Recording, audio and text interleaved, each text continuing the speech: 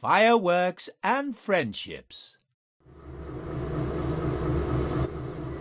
Thomas continued to pull Diesel and the train to the final destination at Bishop Lydeard. The day's work was nearly done, and Thomas was still looking forward to watching the fireworks display at the party. Diesel worried about what Sir Topham Hatt would say when they arrived. "We're almost there now," said Thomas excitedly. But Diesel stayed silent. He wasn't looking forward to what was coming.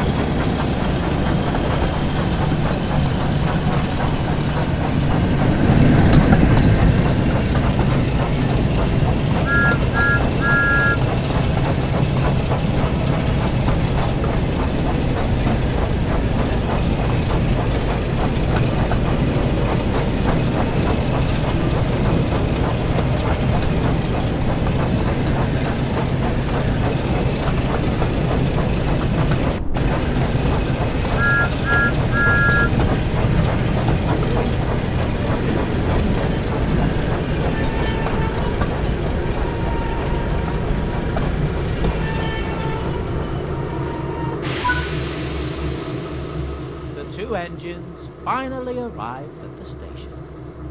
Sir Topham Hatt and Mr. Peters were waiting for them. Sir Topham turned and looked crossly at Diesel. Diesel, I hear you've been causing confusion and delay.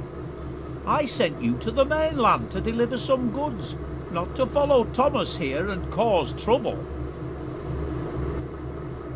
Yes, sorry, sir, said Diesel sheepishly. I just wanted to show you that I'm just as special as Thomas is. It wasn't fair that he got to come and be admired by everyone, and I didn't.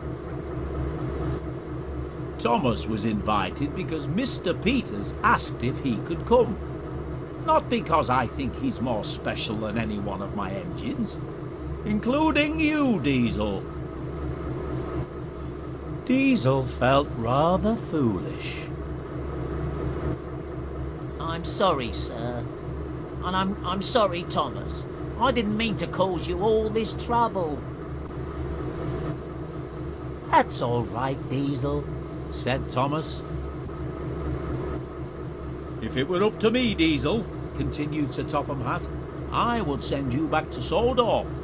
But Mr. Peters and I have discussed it, and we think you should remain here for a while and work with Thomas and prove you can be a really useful engine. Yes, sir. Thank you, sir. I promise to be on my best behaviour. Sir Topham Hatt smiled. Don't you worry about your engine either, Diesel, said Mr. Peters. We'll take you to the workshop and get you fixed up in no time. Diesel smiled.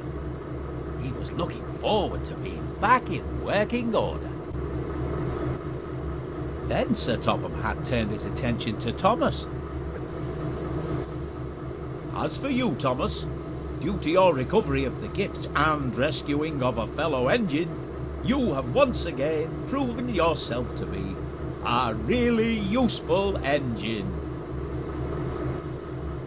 Yes, a very fine engine indeed, added Mr. Peters. Thomas was so proud, he didn't know what to say. He thought his boiler would burst.